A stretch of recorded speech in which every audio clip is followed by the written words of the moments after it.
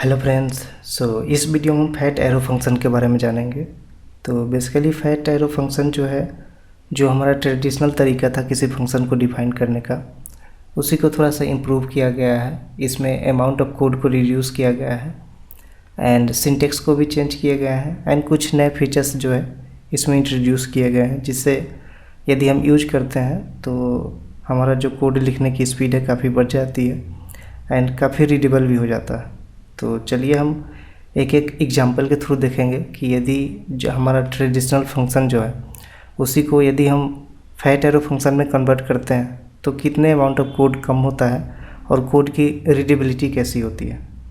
तो आप fat arrow function में फंक्शन डिफाइन करने का सिंटेक्स यहाँ पे देख सकते हो कि आपको एक वेरिएबल में फंक्शन का नाम देना होता है एंड इक्वल साइन में पैरेंथेसिस देना पड़ता है एंड ये जो साइन है इसको हम फैट एरो बोलते हैं। एंड सिमिलरली कर्ली ब्रेसेस के अंदर हमारे जो भी फंक्शन के लॉजिक होते हैं वो सारे लॉजिक हम इस कर्ली ब्रेसेस के अंदर लिखते हैं। ठीक है, चलिए मैं अपने कोड एडिटर पे ले चलता हूँ एंड वहाँ पे हम देखेंगे कि हम अपने जो ट्रेडिशनल तरीके से फंक्शन लिखते थे उसको यदि हम फैट एरो फंक्शन में कन्वर्ट करते हैं तो कितने अमाउंट ऑफ कोड कम होते हैं एंड कौन कौन से नए फीचर्स जो है वो भी सारा हम डिस्कस करेंगे। ओके, तो मैं अभी हूँ अपने सबलाइम कोड एडिटर पे। तो यहाँ पे मैंने कुछ फंक्शन को लिस्ट आउट किया है जो कि डिफरेंट काइंड के हमारे ट्रेडिशनल फंक्शन हो सकते थे, with parameter, without parameter. Okay, तो सबसे पहला जो एग्जांपल है इसको यदि हम फैट एरो फंक्शन में कन्वर्ट करते हैं, ठीक है, तो सिंपली ये क्या कर रहा है कि ये कंसोल कर रहा है से हेलो को। मैं एक बार इसको रन कर लेता हूँ एंड यहाँ पे कंट्रोल शिफ्ट आई प्रेस करेंगे ताकि हमारा डेवलपर विंडो ओपन हो जाए and control shift are press करेंगे तो आप देख सकते हो कि हमारा जो कोड है बिल्कुल सही चल रहा है। यदि मैं इसको फैट एरो फंक्शन में कन्वर्ट करता हूँ तो क्या होगा, ठीक है। तो सेम एग्जांपल है, बस जो हमारा सिंटेक्स था उसी पे हम इसको कन्वर्ट करते हैं। ठीक है, तो हमें क्या करना है, ये सिंपली यहाँ पे हम एक वेरिएबल बना लेते हैं एंड मैं इसको कमेंट कर देता हूँ अभी एंड वेरिएबल का नाम हम रख लेते हैं से हेलो। ओके, एंड यहाँ पे equal sign bracket fat arrow sign and यहाँ पे कर्ली ब्रेसेस। ये हो गया हमारा फैट एरो फंक्शन। ठीक है, ये फैट एरो का सिंटेक्स है, फैट एरो फंक्शन का सिंटेक्स है। ठीक है, एंड सिमिलरली मैं इसको यहाँ पे कॉल कर लेता हूँ, कंसोल को यहाँ पे हम लिख लेते हैं एंड सेम इसी फंक्शन को जैसे हम ट्रेडिशनल तरीके से किसी फंक्शन को कॉल करते थे वैसे ही इसको भी कॉल कर लेंगे। ठीक है, तो इसको हम रिफ्रेश कर लेते हैं तो आप देख सकते हो कि सेम आउटपुट आ रहा है। मैं यहाँ पे थोड़ा सा चेंज कर देता हूँ।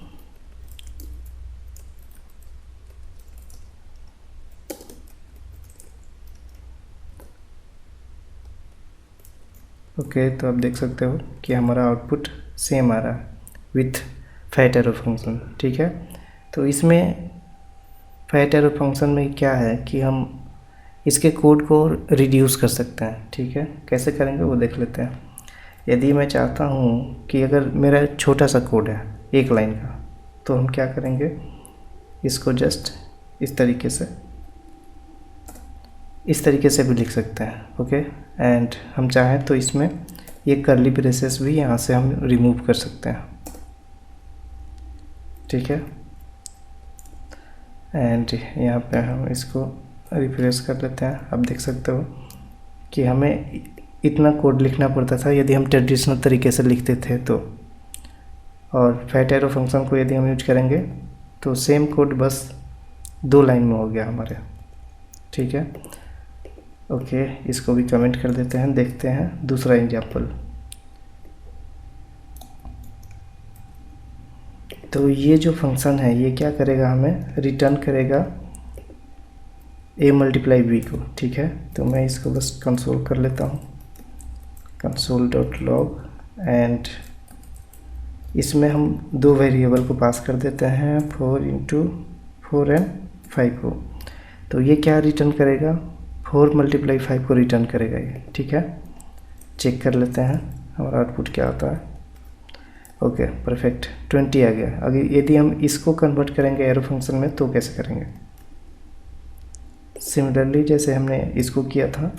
तो यहाँ पे मैं एक वेरिएबल बना लेता हूँ। आप वेरिएबल में कॉन्स्ट, लेट, वेर कुछ भी यूज कर सकते हो, ठीक है।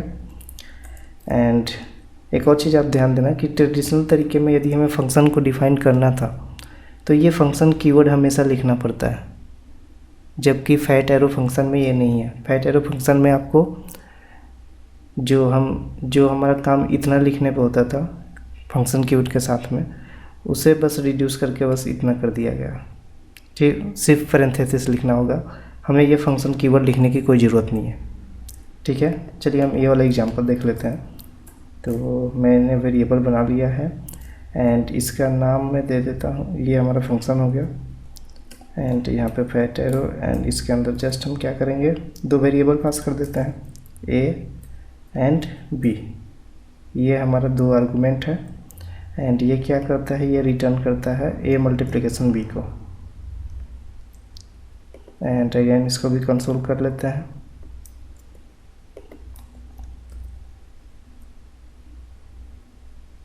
ओके तो इसमें मैं थोड़ी सी वैल्यू चेंज कर देता हूँ एंड चेक कर लेते हैं हमारा ये फैट एरो फंक्शन चल रहा है या नहीं। तो 25 परफेक्ट चल रहा है। चलिए मैं जो कोड है उसको रिड्यूस करता हूँ, तो इसको एक लाइन में कर देते हैं, ठीक है। अब चेक कर लेते हैं, अभी भी चल रहा है। अब एक और चीज़ आप देखना कि यदि आपको कोड जो है एक ही लाइन में लिखना है तो आप क्या कर सकते हो ना कि यहाँ से ये कर्ली ब्रेसेस भी हटा सकते हो और रिटर्न भी हटा सकते हो। तो बाय डिफ़ॉल्ट क्या करेगा, ये हमें ये इतना रिटर्न कर देगा। तो आप देख सकते हो कि बस इतना लाइन का कोड जो है, एक लाइन में जो कोड हमने लिखा है, सेम यदि हम ट्रेडिशनल तरीके से लिखते हैं तो हमें इतना कोड लिखना पड़ता है, ठीक है। अभी चेक कर लेते हैं हमारा चल रहा है या नहीं चल रहा। ओके बिल्कुल परफेक्ट चल रहा है। मैं यहाँ पे वैल्यू चेंज करके आपको दिखा देता हूँ। ओके कोई दिक्कत नहीं है। तो आप देख सकते हो ना कि फैट एरो फंक्शन कितना यूजफुल है।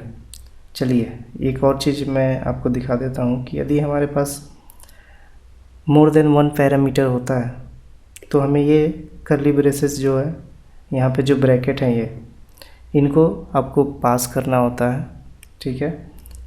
एंड यदि हमारे पास एक ही आर्गुमेंट है तो हमें ये भी पास नहीं करना होता है। ये जो पैरेंथेसिस है ये भी हमें पास नहीं करना होता है, जो कि हम इस वाले एग्जांपल में भी देख लेते हैं, ठीक है। मैं इसको कमेंट कर देता हूँ अभी।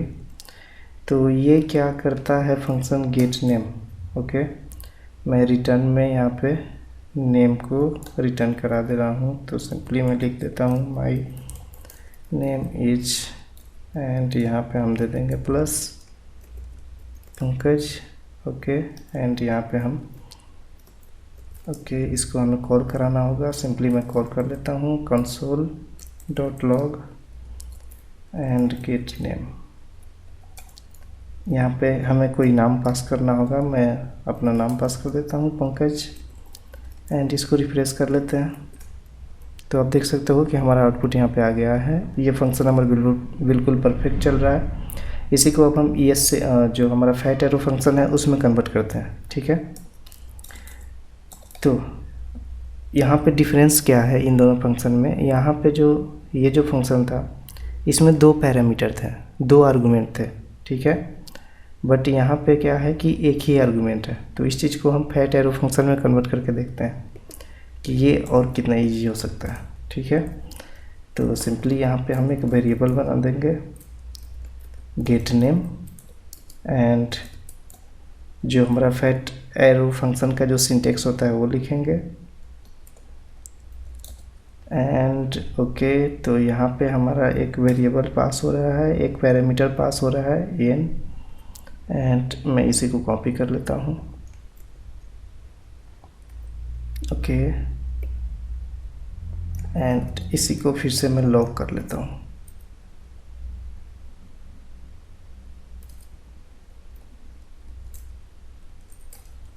ठीक है, मैं थोड़ा सा यहाँ पे जो हम नेम पास कर रहे थे उसको चेंज कर लिए ताकि पता चलेगा।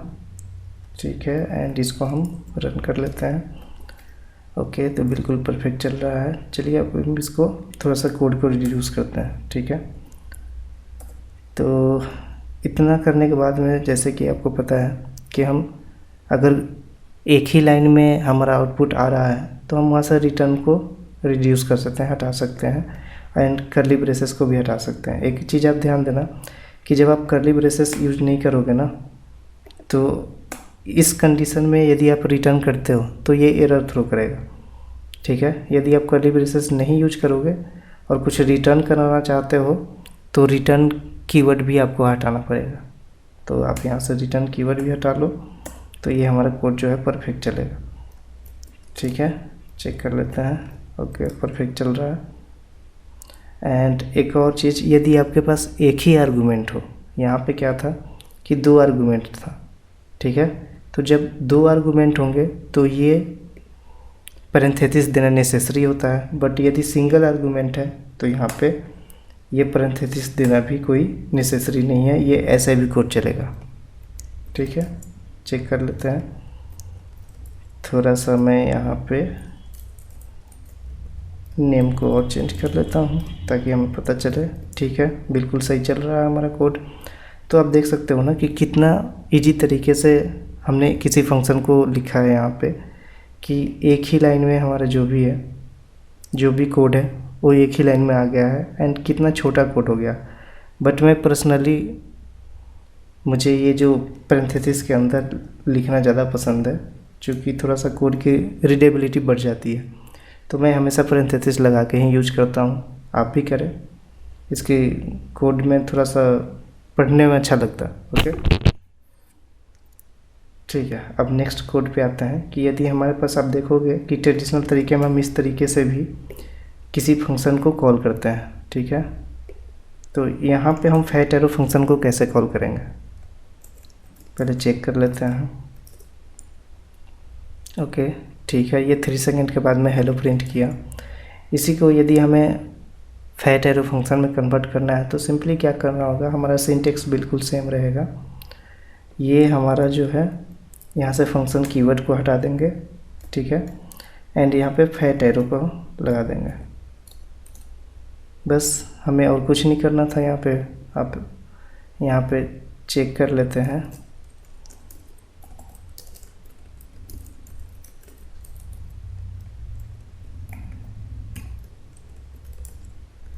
एंड इसको रिफ्रेश कर लेते हैं तो आप देख सकते हो कि हमारा कोड एज इट इज़ काम कर रहा है, बट हमारा कोड काफ़ी रिड्यूस हो गया। हमें जो हर बार फंक्शन कीवर्ड को यूज करना होता है वो हमें नहीं करना।